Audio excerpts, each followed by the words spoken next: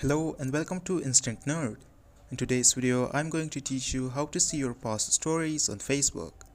If this video helps you, then consider subscribing and liking the video. First of all, open your Facebook app. Now tap on your profile icon.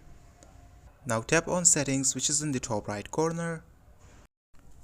Now scroll down until you see the option for your activity. Click on it.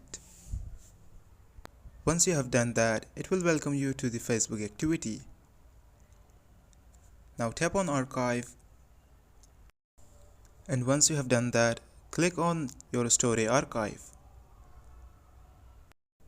This should show you your past stories.